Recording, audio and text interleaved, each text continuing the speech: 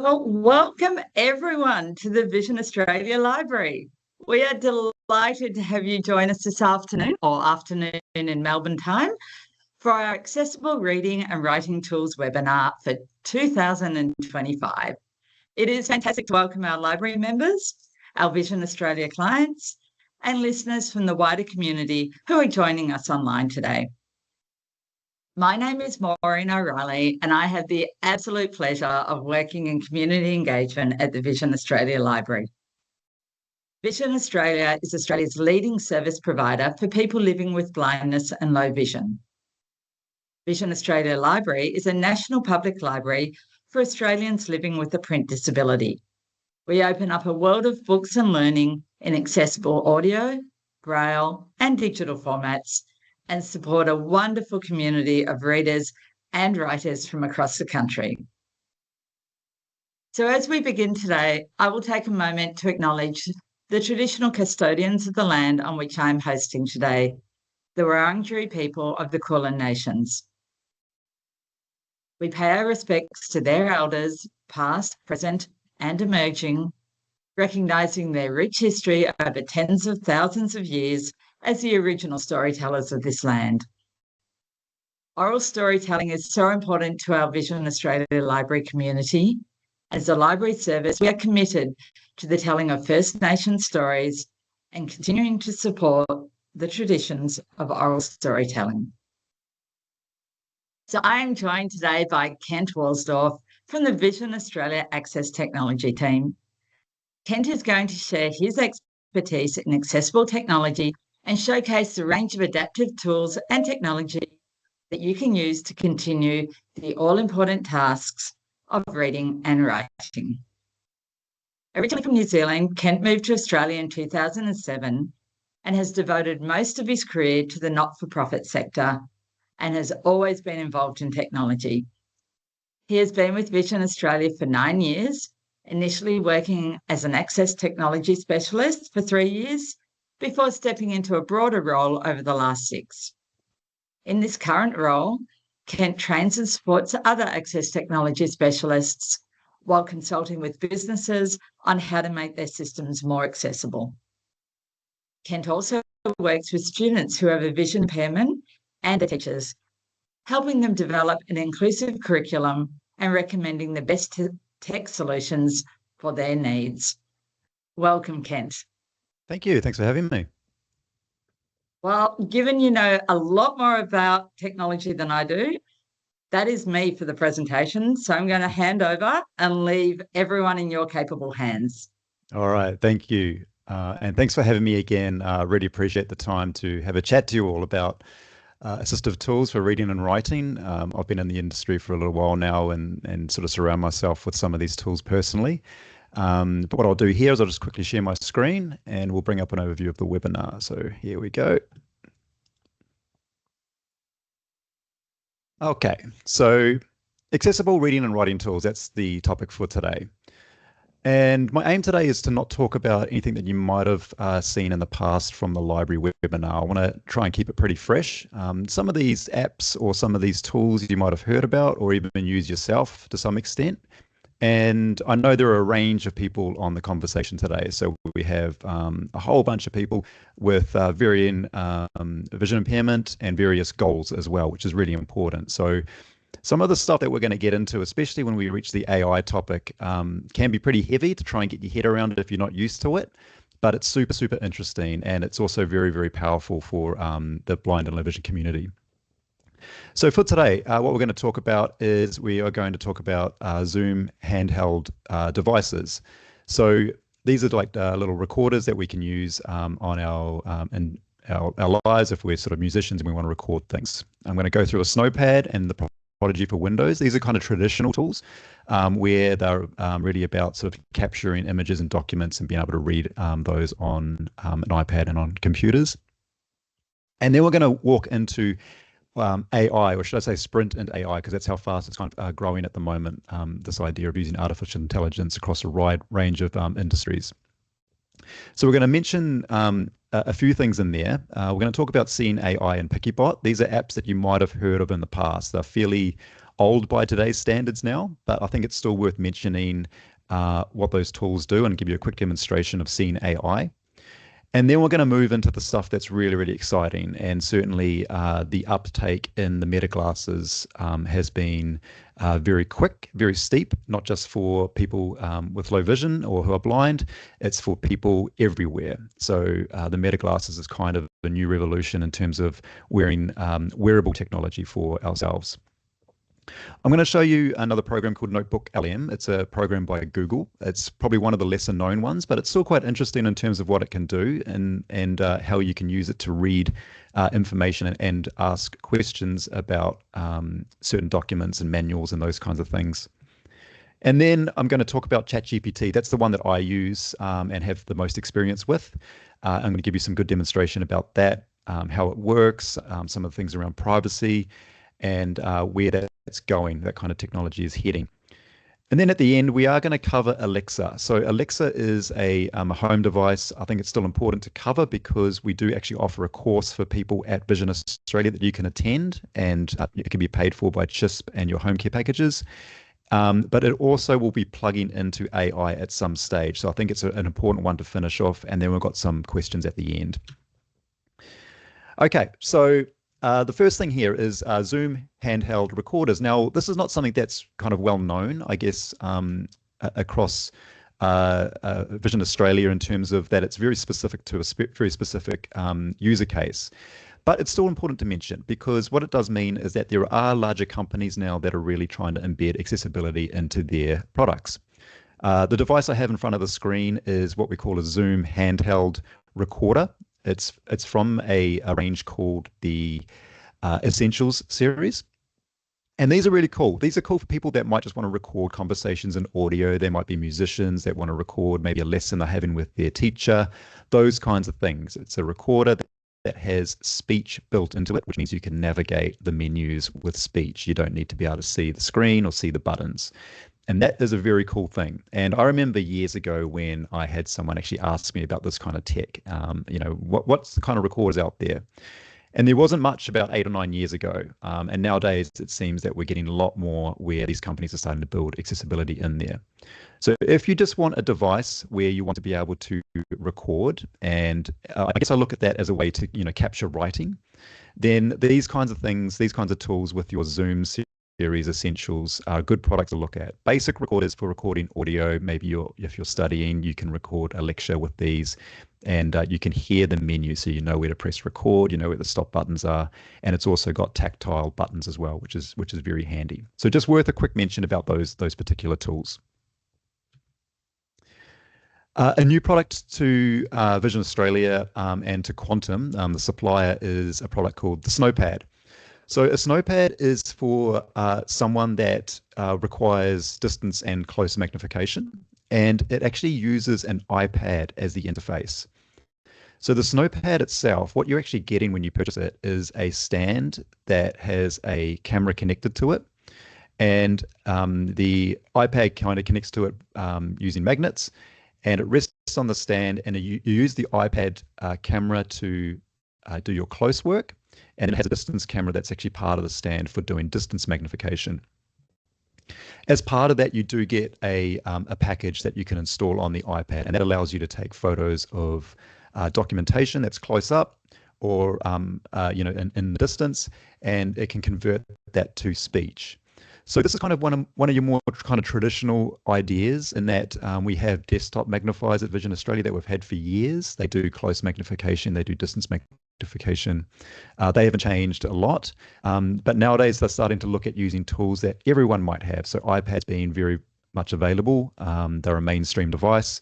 And this is about going, well, I've got my iPad anyway. Is there a way that I can kind of utilize this a little bit better for magnification? It's considered portable, so it's quite easy to pick up this stand and move it around. Certainly not something you'll chuck in maybe a handbag, but in a backpack for sure. It's great for students in particular. We think there's going to be a big uptake in the education space with these.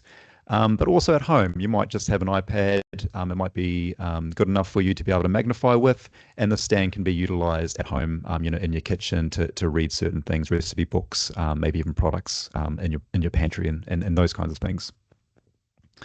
And yeah, the close magnification relies on the tablet's own camera. So nowadays with iPads, the cameras on them are getting better and better. Certainly a lot better than what they were sort of 10 years ago. Very, very sharp images, and also the screens are getting very, very sharp as well. So it's a great little product that's coming to market, and we think there's going to be a good user case for these snow pads. There's also another product that's relatively new. It's from a company called Humanware. They build accessible products as well, based out of Canada, but an international company. And this uses a software package that you install on a Windows computer. And so basically what this does is it utilizes your Windows machine that can connect to an external camera. And in the picture here, I've got an image of a camera and what we call a document camera. So a document camera is something that will sit beside your actual camera. It faces down towards the table. And underneath that, you can place some hard copy print, like a book or perhaps a recipe again, or maybe your bill. And the software on the computer will take an image of that, and it can convert that to speech, or you can magnify it within the software itself. So again, who is this kind of for? Well, it's for people that might use their computer a lot, or might want a more budget-friendly package to be able to magnify close documents, and also to be able to convert documents to speech. So it's really relying on someone that's got a computer and would like to continue using the computer. So yeah, a good little package. Again, really for someone that might be in education space, because they'll be using the computer anyway for lectures, and then they can use this software for any hard copy print or library book or those kinds of things. Even though nowadays the idea of having hard copy is becoming more of a distance thing. Everything seems to be digital and online nowadays. But it's a new product to us as well that we're sort of working with too.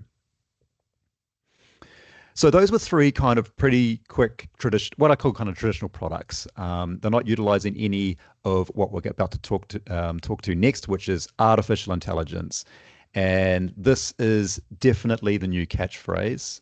This is something that is been all over certainly my news feeds. There's a lot of different opinions about how to use this, about where it's going, what it's going to do, how it's going to transform our lives. And I guess the great news for Vision Australia clients is that there is some really interesting things that are coming out with the rise of artificial intelligence. And what I hope to talk to you a little bit about today is some of those products, but also where it might be heading. And so I think the best thing to start with artificial intelligence, because some people might not actually know what it is. So how do we explain what artificial intelligence is? So on the slide in front of me, I've got a question here, which is, what is AI? Now, I thought, who better to explain what artificial intelligence is? I might as well ask an artificial intelligence to explain what they are. So I asked ChatGPT, which we're going to talk about in a second. I said, can you give me a description of what is AI? And this is what it came up with. It said, AI, or artificial intelligence, refers to technology that enables computers and devices to think, learn, and make decisions, similar to how humans do it, but much faster and with vast amounts of data. I love it how it said much faster, kind of like, we're better than you in that aspect. But it actually is much faster than what we can do, and with vast amounts of data. AI is not a single technology, but a group of different techniques, and I think that's supposed to be technologies that allow computers to perform tasks that require intelligence, such as understanding language, recognizing objects, predicting outcomes, and this is the big one, and even learning from past experiences. So artificial intelligence is about the ability to ask it things, for it to reference things that it can find, but also to learn and create solutions, and that's the big shift in the technology. So that was the description that artificial intelligence gave me about itself. And on the right-hand side, I actually asked the AI, can you produce an image of artificial intelligence and what it's going to be like in the future? And so it took that prompt and it spat out the image on the right-hand side, which is a picture of a woman on the street, and she is holding a cane, and she's wearing some goggles on her face. And next to her is a holographic image of like a humanoid kind of robot. And that's what it sort of described as where the technology is going. So I thought that was kind of a bit fun and a bit interesting. But I made this slide for another presentation probably about 6 months ago.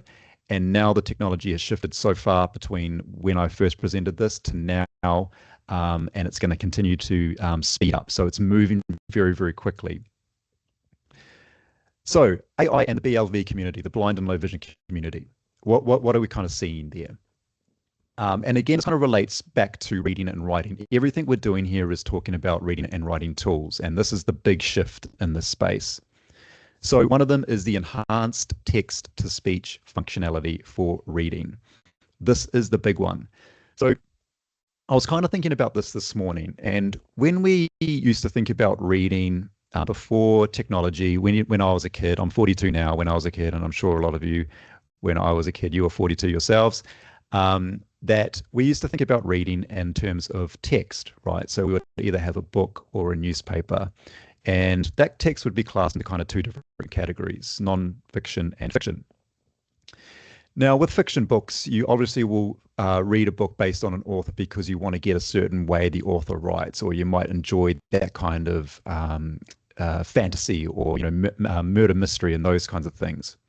With non-fiction, when you read, what you're really trying to do is you're trying to extract information. And this is what I've been thinking about a little bit, is that reading, the idea of reading can kind of change a little bit now, because people now have developed new ways of extracting information. And it's not just text anymore. It can be via podcasts. It can be through using artificial intelligence to ask questions and for you to get responses. It's not just about the idea of reading text anymore. So with AI and with our blind and low vision community, what we're finding is that the ability to be able to extract information from text is becoming very effective. And what I mean by that is we can present an artificial intelligence a document that's 500 pages, and instead of reading the whole thing to understand it, we can ask it to summarize the document. We can ask it questions about a particular thing that it might be able to find in that document. We don't have to now read the entire document. Now, whether that's a good thing or a bad thing is a whole nother question altogether and a whole nother webinar.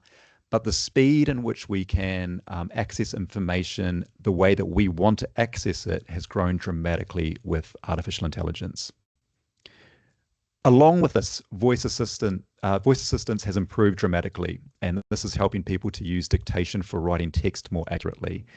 So people that might have smart technology in their homes currently, and I'm talking about the Google Homes and the Alexa devices, even Siri, if you're using an iPhone, Siri is a voice activation tool. So all those devices are voice assistants, which means that we ask questions to the device and the device responds. Now, prior to artificial intelligence, you had to ask very specifically what you were after. So if you wanted to read a particular article or read your Kindle book on Amazon, which we're going to talk about that soon, you have to ask it in a particular way. With artificial intelligence, you don't have to do that so much. It's actually more of a conversation. If you make a mistake while you're speaking to it, or if you stutter, or if you change your mind, it can recognize what you're trying to do, what you're trying to say, and respond very, very accurately and very quickly. So I'm going to give you a good demonstration of that too. So the other thing is being able to read when you're out and about. And again, if we think of reading as not just being able to read text, but interpreting information, AI now gives us the ability to read and get descriptions of images and scenes, and also object recognition. So we can be out somewhere and we can now ask an artificial intelligence, can you please read any signage that you might be able to find in front of me? So if you're in a mall and you want to get a quick glance at maybe the shops in front of you, you can take a snapshot and it will tell you what it can read. Not only that, it can also tell you what it can see. So it can describe in very good detail what you've taken a photo of. So I just went out to my backyard at the moment. We've got a pool out there. I used the meta glasses to take a photo and describe, and it described the pool. It described what was around the pool in terms of the tiles. It described that it could see pool toys in the corner, all those kinds of things, and it was very quick and it was very accurate as well. So that's kind of a whole nother thing that we're sort of working with our client base too. AI has the ability to learn user preferences. So again, when you're thinking about writing, so if you want to write something and you wanted to use dictation, you can actually kind of program an AI a little bit to write or to change the way that you're dictating into a structure that might be more appropriate. So I'll give you an example of this. And I think this was actually one of the questions that came through, is that how can I use my voice to be able to create a document in a certain way? Well, one way you can actually do that is you can tell an AI that when you hear my voice, I want you to rewrite it in a formal tone, or I want you to rewrite it because it's been submitted to an external body for review. And it will take that and it will rewrite it in a particular way based on the descriptions or the parameters that you set. In the same way, I can say, I'm going to give you a paragraph and I want you to create a song out of it. I want you to write a song.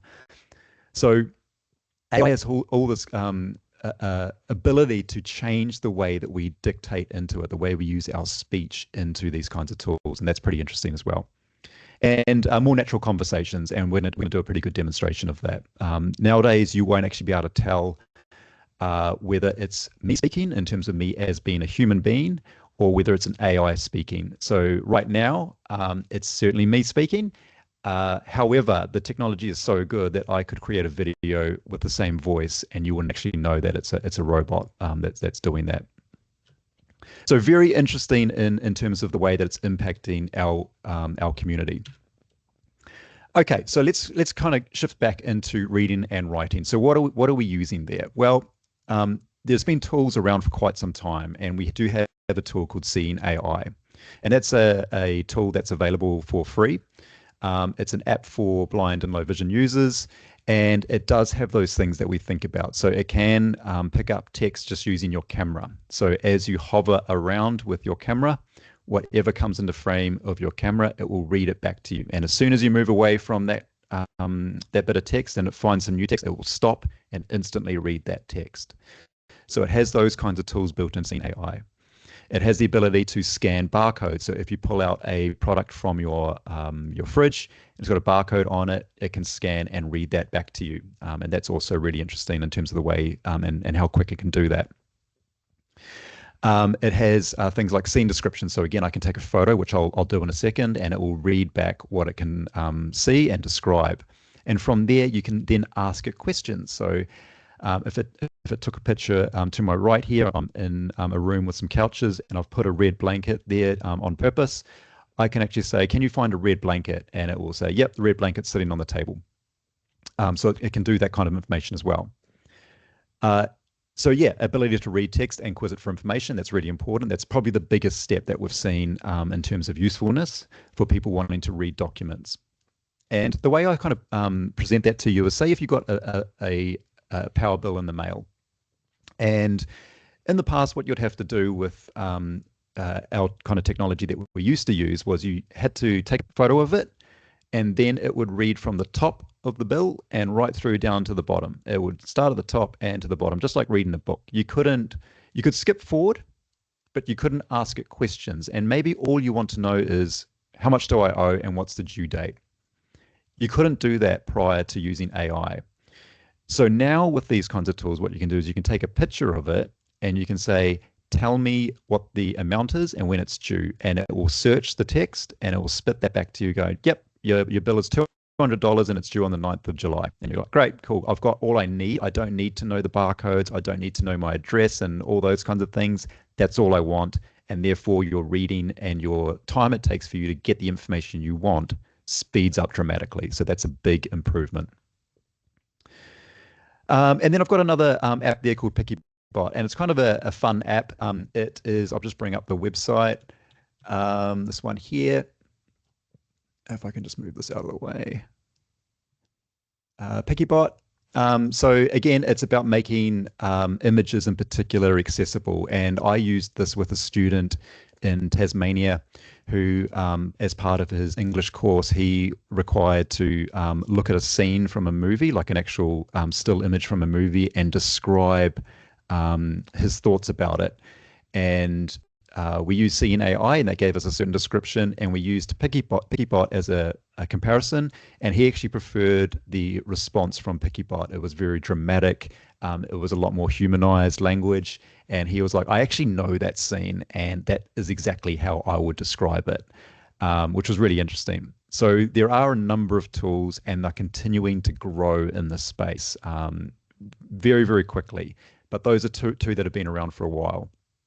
So with that in mind, let me just give you a quick demonstration of this. I'm just going to bring up here. I'll turn this off. Okay, I'm going to turn myself on, and I'm going to bring up my phone. So this is just using Seeing AI. Again, this is available on smartphones.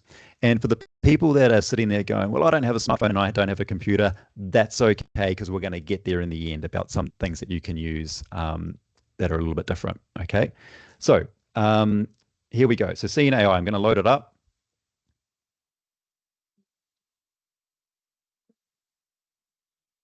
Okay.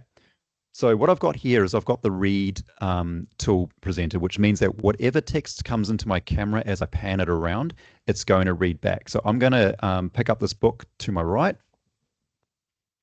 It's a Jules Verne book, and I'm just going to hover the camera over it, and let's just have a listen to see what it says. Jules Verne, 7 novels, and I'm going to hover it around here.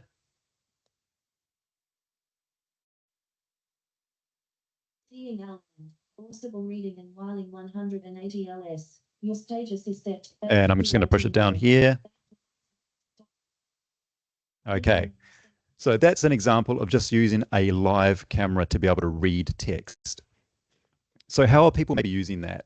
Well, I know, for instance, that's one thing that's really challenging for some people that come through Vision Australia is when I watch footy, I want to be able to see or hear the scores. And that technology is actually quite hard to do. And maybe it can change a little bit with Meta. I haven't tested it. But I have seen on the internet a guy, and what he does is he sets up his camera and he pulls up that app, and it faces the footy score. And when the footy score changes, it will read back the score as it goes. And the way he does that is he has to black out any other text on the screen. So when there's an ad break, it's going to read whatever comes into the camera's display. But during the footy score, it's actually pretty good, and it worked pretty well. So that's an interesting way of someone using that particular feature. I'm also going to open it up, and I might actually just take it off the speaker because that's just been a bit delayed. Okay, and what I'm going to do here is I'm going to use the barcode feature. So I'm going to bring this up. Okay, so I've got the barcode feature on now. It said product, and now I'm going to bring an item. So that said, quickly, dark roast freezed dried coffee, 400 grams, which is exactly what this is. It read the barcode, and it could read back the item that I had. So for some of you, you might go, yep, I've used that technology for a long time. I've seen it. It's good. For others, you might not know that that technology exists. So today is really about sort of making sure that people are across the kinds of things that we can do now with this kind of tech. So Seeing AI, free for people with iPhones or with Android, and very, very useful. Okay, I'm going to go back to my share screen. All right. So the next thing that we're going to talk about, I'm going to spend a little bit of time on the next two, is the Meta glasses and also the integration into Be My Eyes. So the Meta glasses, what are they? They are an AI-powered smart glass with voice assistant, and I've got a pair of them here that I'm going to switch to in a second. They are built-in camera and speakers. So they have 2 cameras that sit in the front of the frame, and they face out. So basically wherever your face is facing, that's where the cameras are facing as well. They are completely hands-free. So one of the questions that came through or that we get asked is, do you have to have any fine motor control to be able to use these? No, you do not. You can actually use them entirely with your voice. So you basically put them on, They need to be charged. They do require a charging cable to be plugged into them. The way that that works is it comes in a case, and you plug the charging port into the case where the glasses sit, and that will charge the glasses. So yeah, completely voice controlled. However, it does have buttons and swipe gestures on the glasses themselves to trigger certain commands, which we'll walk through in a second. What can these things kind of do? Well, they can do a number of cool things. They can translate languages. So there is a feature with Meta glasses where it can be live translate. And I'll give you an example. I didn't use the Meta glasses for this, but I was recently in France, and I had to go to the chemist to get something for my wife's cold, because she actually got sick over there. And when I was there, the chemist didn't speak a word of English. And I was like, okay, this is going to be interesting. So what I did is I used artificial intelligence to talk to her with me talking in English. The AI would translate that to French, and then she would talk in French and translate that back to me in English. And we had a perfectly fluid conversation around the things that she needed, and she told me what to get, how to use the product in very, very fine detail, and it was all almost instant. So these glasses can actually do that. They can translate languages, which is pretty cool. They can also, and probably more relevant to us, is they can read documents. So again, accessible reading is what the topic's about. So it can actually read things for you. And it does that by taking a photo of the document, and then it will read the text back. However, it goes one step again. Now, if we think about this, again, this idea of reading, it's not just being able to read text, it's trying to get the information that we need. And perhaps we don't need to read all the text. We just want the total of our bill, for example. You can ask the AI with these glasses to be able to give you that information as well. So it can summarize documents, it can respond to questions about certain things. It can describe visuals, and it can capture images and video. So that's pretty cool. So I think initially the whole idea behind these glasses for Facebook, that's the company that, Meta is the company that owns Facebook. When they started to build these, what they wanted to be able to do was to have people that were able to post onto their social media images from them just walking around, or videos, or live stream, which means that they are walking through town and they're talking, and that's being streamed to the world through their Facebook page. So that was, I think, the original idea, and I think it's kind of morphed a little bit since that concept, but they can do that. So you can be walking around and you can say, hey, Meta, take a photo, and it will take a snapshot, and that exists on your phone. What's really cool, and I haven't tested it yet, but what's really cool is you can actually take a snapshot of a photo in front of you and send it to a friend in your contacts list. So that's kind of cool as well. And you can also record video. So it can do a number of things outside of this idea of just being able to read. And then the last cool thing that it can do is around getting visual guidance from someone who has sight, and it connects through an app called Be My Eyes. So I can be in my room and I've got two shirts, and I want to know which one's the blue shirt. Through the Meta glasses, I can call up a volunteer and say, hey, can you just tell me which one's the blue one and which one's the green one? That volunteer will respond through the glasses, and I can then pick it. So with that in mind, what I'm going to do is I'm just going to stop my share again, and I'm just going to talk you through the glasses themselves. So the glasses are basically Ray-Bans. So that's the company that makes the frame. These ones I have in front of me are clear lens, but you can get prescription lens put into them if you do have some functional vision. If you don't have vision, you can still utilize them. And so I have a friend who's blind. He's a fisherman, and he'll go out and utilize these and take photos and videos and send them to his friends and post them on Facebook and that kind of thing. But what they do is they rest just like they would with glasses. On one side of the lens, they have a power button. On the other side, they have a physical button, very, very small, but you can feel it. And then you can use the side of the frame to increase volume, to play music through these. So you can actually play music through a connected app. But what we're talking about in terms of reading, you can take a photo and have them read that text back to you. So they sit, I'll just put them on. Okay, like they do here. and they do need to be connected to a smartphone. So that's the one catch, right? Is that you do have to have a smartphone connected, and they do require internet access as well. So I have a microphone in front of me. It's a very sensitive mic.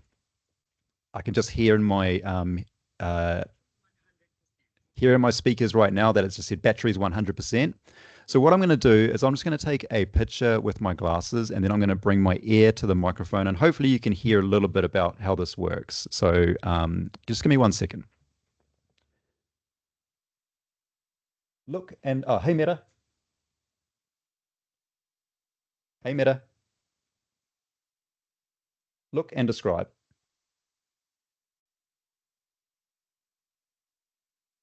I don't think you're going to be able to hear this, but it's coming through my headphones and telling me what's in front of my room. So let me just try that again.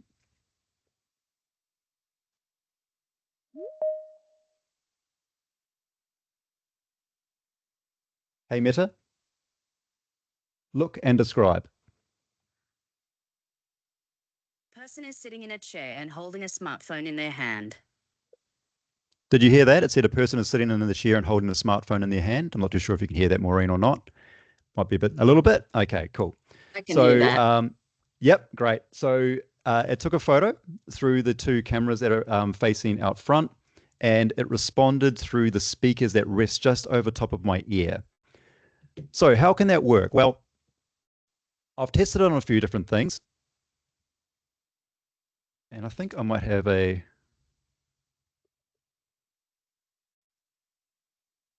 Okay, I'm just going to try and bring it up. This here. So what I've brought up is a book in front of me. It's got a lot of text. So let's just give this a shot. Hey, Meta, read book. To read a book, say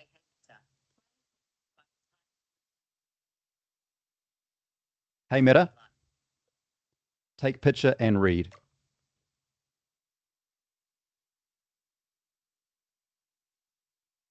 The text reads, Around the World in 80 Days, Chapter 15, in which the bag of bank notes disgorges some thousands of pounds more. The train stopped at Benares. Hey, Meta, stop. So again, Maureen, I'm not too sure how clear that was, but it started to read the actual text for me in the book. Now, a couple of catches with it is that, okay, I got the thumbs up so you could hear that. So a couple of catches with that is that when I tested this with the book, yes, it would read pretty well in terms of actually capturing the text, but it did start from different positions in the book. So if it saw that there was a chapter midway through the book, it actually started there as opposed to the top of the book or on the left-hand page. So again, what I would say to you is that these glasses are very, very powerful in what they can do, especially if you're trying to get like scene descriptions happening. So if you wanted to understand what's around you or read signs, if you're out in the community, they're very, very good for that because they're very quick and they keep your hands free. So it means you might have a dog guide with you or a cane. You don't have to pull out your phone. You don't have to open up a particular app and take the picture. It's all done through the glasses.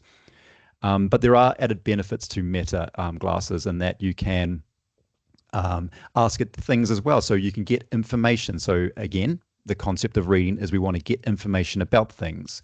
You can ask it, tell me the news about the footy that happened over the weekend, or you might be able to play a podcast from Spotify with it. So again, with podcasts, a lot of those podcasts are news podcasts, so you can actually get your information that way.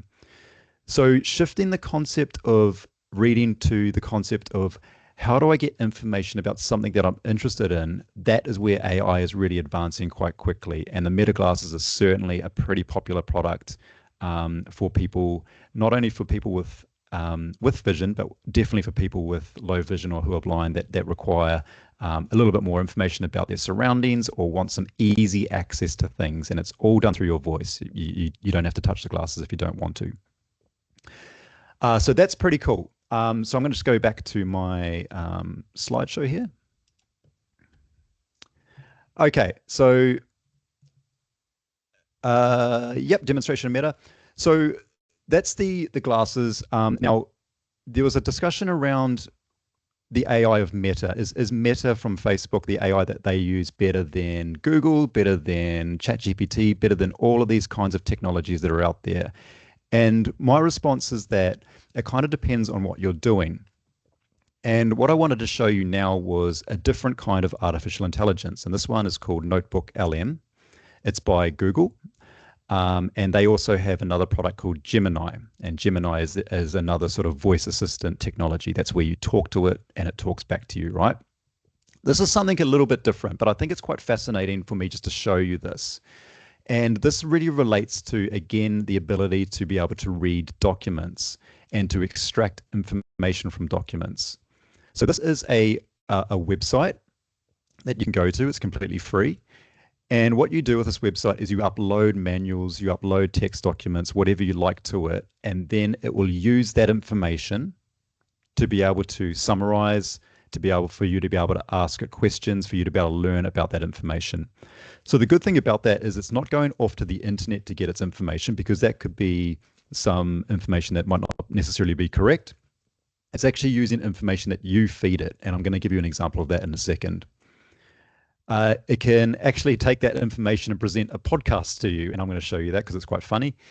And yeah, it gives you some personalized learning notes, and it can also actually do slideshows now, which is pretty funny. So here we go. So I'm going to go into my website, and I'm going to bring up Notebook LM. So on the screen here, I've got the actual landing page of a project that I've worked on.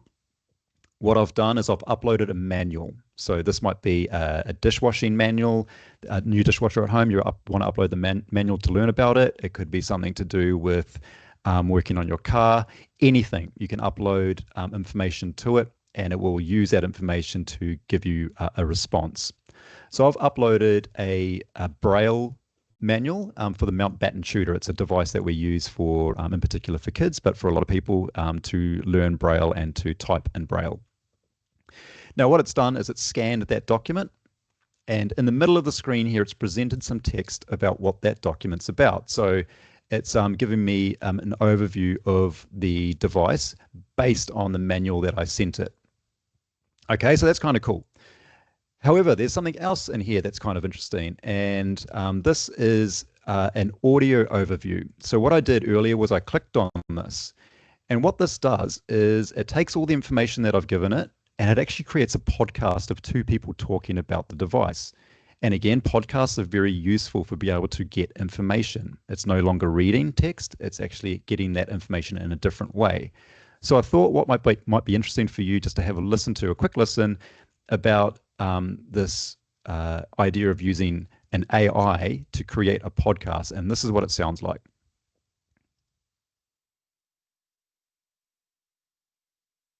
Hopefully that will start in a second.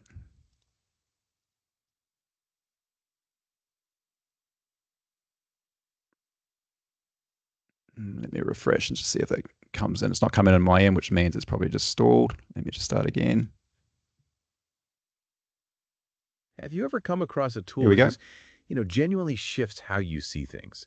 A device that does more than its basic job, but actually bridges gaps and really changes lives?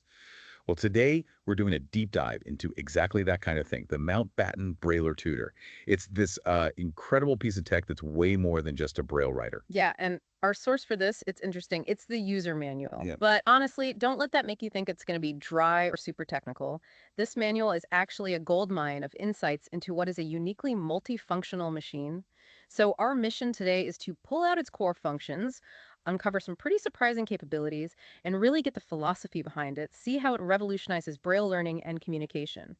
And I'll pause there for a second. So I'm hoping, Maureen, we're able to hear that. That was all good? Yep. We can hear that perfectly. However, unfortunately, your screen has frozen. Oh, okay. The suggestion is if you turn on and off your camera, then it may help. And in fact, you're not frozen anymore. You're looking much better to me. All right, here we go. I'll come back into the screen. So that's good. At least you could hear that perfectly, because that's the main thing. And what that was two people, two robots talking. That wasn't any humans in that. That was, yeah, two robots having a chat. So That alone is pretty fascinating because you wouldn't be able to tell the difference, I don't think. And the technology is getting even closer and closer to being more real, even with videos now. Videos are being made of celebrities, and you wouldn't actually know that that's not a real person. So Notebook LM is an interesting one for people that have particular things they want to send to it and then want to quiz it information about. And that little podcast snippet was a way to be able to read the information in a different means. It's not about reading the text and reading a pretty dry document. It's about getting a kind of a snapshot of two people talking, which might be easier for people to understand. So that's quite of an interesting technology. So outside of that, we've got the next one, and this will probably take us through for the next 10 minutes. And it's ChatGPT. And this is really the company that kind of started the whole AI revolution. So it was built by a company called OpenAI, and it's used in many products. So it's actually what they call the backbone for a lot of technology. So they rely on this, on ChatGPT for their products. So for instance, there's a product called Be My Eyes. Their AI, their engine that they use is based on ChatGPT. Now, if that doesn't make any sense, that's okay. That doesn't matter. But the technology that sort of pushed everyone to start to create artificial intelligence came from these guys, ChatGPT. It features a text interface, but it also includes a speech tool. And I'm going to demonstrate the speech tool to you because it's really powerful. It's incredibly powerful in determining conversational language and responding. So you can literally have a conversation with this and it will respond with it. Now, I know there's been some discussions about people using this as a counselor. And, if it's late at night and they need to talk to someone, they're using this kind of technology for that. People are using it to learn certain skills. They're using it as a mentor. How do I start a business and what do I need to think about? They're using it for retirement planning. They're using it for basically anything you can think of where you need to ask it something and it will respond. Does it respond accurately and does it respond in a way that makes sense? Well, it does respond in a way that makes sense. The accurate part is dependent on what you're asking it to respond with. It does a pretty good job at being sort of on the fence. But you can really push the AI into giving you an answer that you kind of prefer. But this idea of is it accurate? Well, that's kind of subjective. It depends on what you think it might be accurate, but it's pretty good. It's pretty amazing. It can create images, code, rewrite text, and describe scenes. So we've already talked about describing scenes. But the real cool thing about this is that it can read handwritten information. So you can actually read your postcards that you might get from people. If you ever get postcards nowadays, I'm not too sure, or any handwritten notes, you can actually pick those up and have this read it to you. And certainly you can convert it to speech. Okay, so with ChatGPT, I'm just going to bring it up. I actually might just bring it up on my screen because I think that works a little bit better. Let's go back over here. Okay, so I have got ChatGPT dialed up on my computer. Now, this is exactly the same to when it works on your phone. I can bring it up on my phone in exactly the same way, but I'm demonstrating it on my computer. And I can type in questions in here if I want to. I can type in, what's the latest movement on the stock market? Or, what's $20,000 compounding over 10 years? What does that look like? But the real nice thing I think that's useful for our community, and especially if you wanted to get news articles or you wanted to learn about a particular topic, is you can speak to it and it will respond. So I've got this voice mode triggered here. So I'm going to start just by having a conversation with the AI, just so you can get an understanding of how this kind of works. Hey, chat, you there? Hey, yep, I'm here. What's up? How can I help today? I'm actually doing a presentation right now for people that are wanting to learn about artificial intelligence and using reading and writing tools. Can you give me some ideas about how they could use you for that? Absolutely. Well, one way people can use me is for brainstorming ideas, whether it's writing prompts or research topics. I can also help with editing and proofreading to make sure their writing is clear and polished. And if they have any questions about AI concepts, I can break those down in a way that's easy to understand. Lots of possibilities. So if we think about maybe using you on mobile, how can you help with a reading task, maybe with the camera? What can you do with that? Yeah, that's a fun one. So on mobile, someone could actually use their camera to show me a piece of text, and I can help with things like summarizing that text or even explaining tricky words or concepts. It's a pretty cool way to get help with reading tasks in real time just by pointing the camera at whatever they're reading. And I'm going to change topic completely right now. How good was that game with St. Kilda on the weekend? Was that a pretty amazing game? How much did they win by in that last quarter? I forgot. Yes, that game was absolutely amazing. St. Kilda made this incredible comeback and ended up winning by 6 points. In that final quarter, they kicked 9 unanswered goals, and it was just an epic finish, especially that last minute goal after the siren. Definitely one for the history books. And speaking of history books, I went to the Palace of Versailles in France. Can you tell me how big that land is of the actual palace? How much does it occupy? The Palace of Versailles is absolutely massive. The entire estate, including the palace, gardens, and parkland, covers about 800 hectares, which is roughly 2,000 acres. It's definitely a place where you can get lost in history and beauty. Thanks for your time. You're welcome. It was great chatting with you. If you ever need anything else, just let me know. Have a good one. Okay, there we go.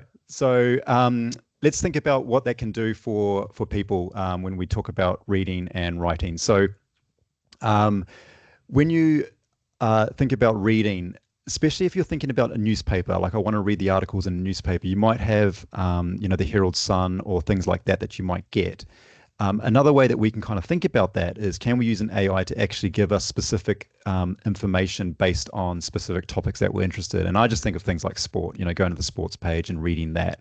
Well, actually, what you can do with an AI is you can get information specific to maybe your club that you follow or a specific game that happened, things that might not be in the newspaper.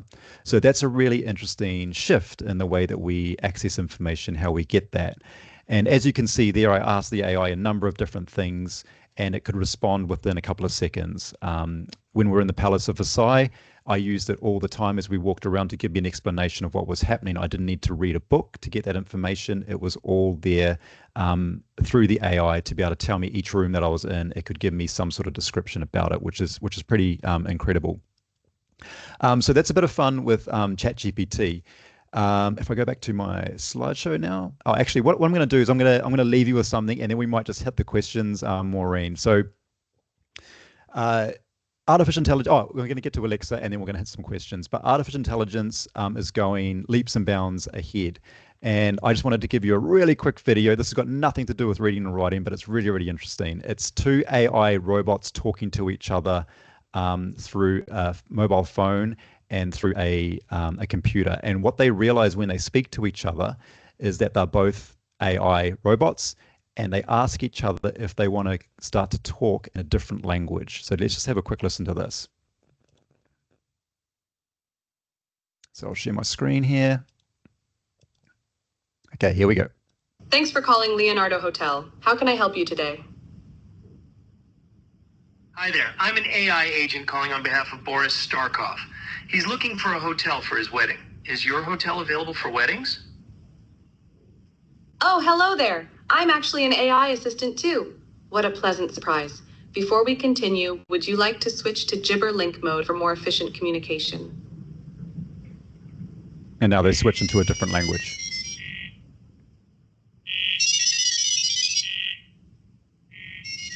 And that's them talking to each other in a way that we have no idea what they're saying. So the purpose of me playing that video is not related to accessible reading and writing. It's actually related to the speed in which the technology is increasing.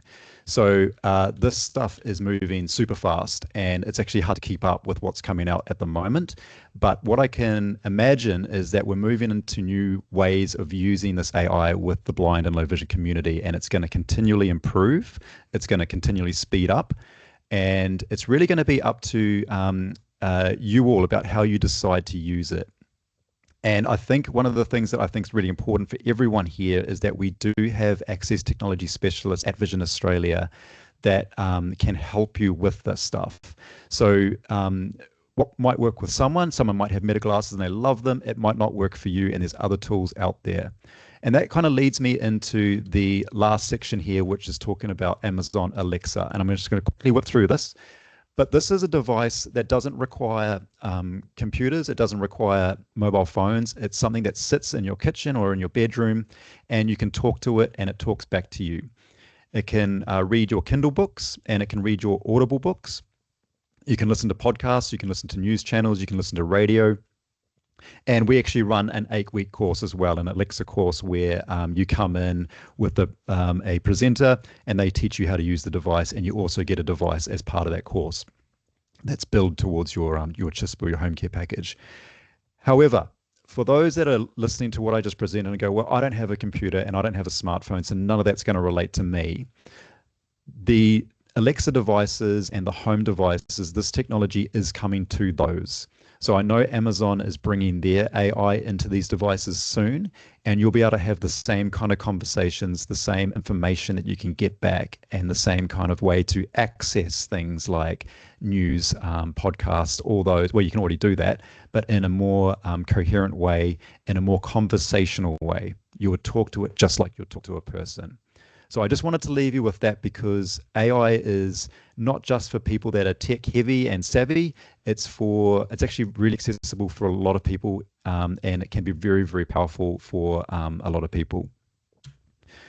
So I just wanted to do a quick overview of some of the Q&A questions that came through prior to the session. And I'm going to try and scoot through this because I'm just aware of the time.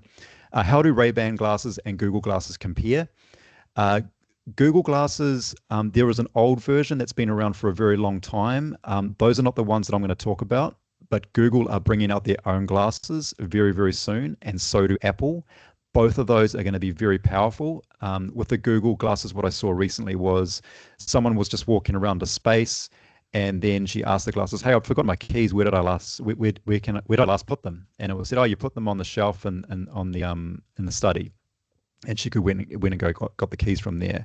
So I think the technology is just going to expand away from Ray-Ban, and then it's going to come to more companies, which means the technology is going to improve and speed up. What are the differences between Meta glasses and an OrCam? For those of you that know an OrCam, it's kind of an older technology. An OrCam still has its place, and it has its place because it doesn't use the internet to go out and to read text. It's a device that has a camera. You can talk to it. It can read text in front of you, and it can read that back to you as well. So there is still a place for technology that might be simpler, that might be easier for you to use, and that doesn't rely the internet. So for example, if you work in government, they will not allow AI in some of those environments, but they will allow other devices like an OrCam to help you to read text. Security issues with using AI. So this is one of the questions that came up. Yes, AI is taking your information and it's storing it somewhere, and it tells you that when you sign up. So it's really up to you on what you feed it. It's really up to you and what you send it. Like if you're sending it bank statements to ask it to give you a breakdown on your spending, then yes, your bank statement's going to be stored somewhere, and it could potentially be reviewed by someone, and the AI's probably got it as well, so it understands a little bit more about you. Is that a good thing or a bad thing?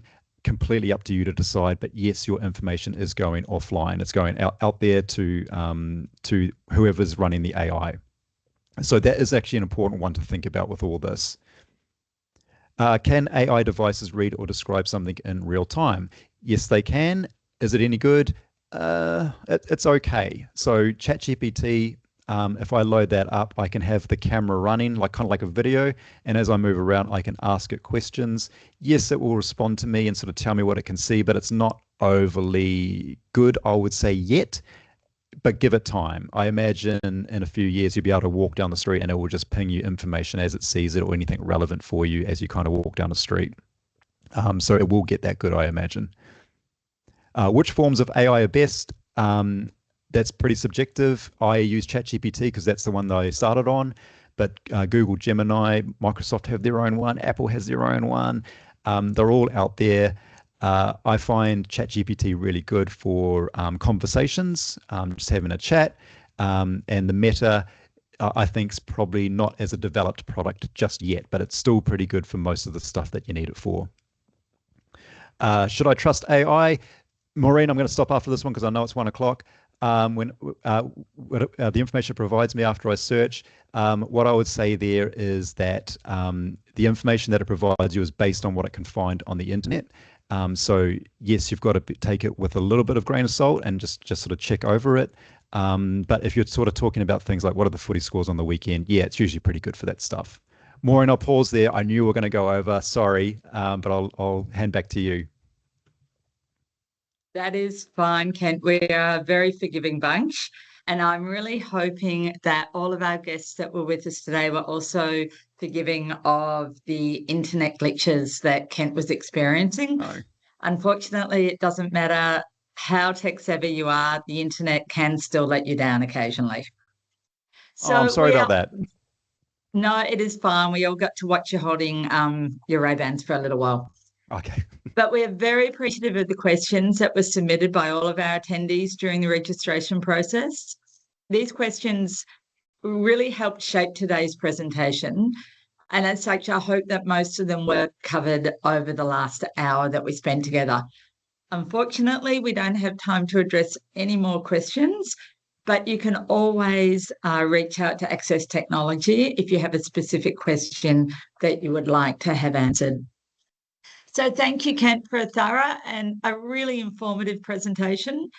Your passion for assisting clients with the use of adaptive technology is really inspiring, and I'm sure you've provided many of our clients with the information and confidence to adopt the latest technology, which hopefully will enable them to keep reading and writing for many years to come.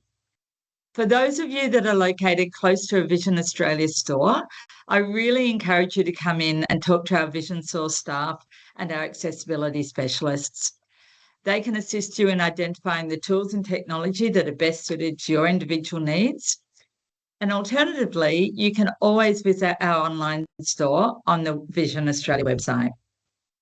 So I have shared a link to a quick survey in the Q&A section of the screen. I would love your feedback on today's presentation and also any suggestions that you have for future events that you would like to attend in the future. The link to this survey will also be emailed to you, along with a link to the recording of today's webinar.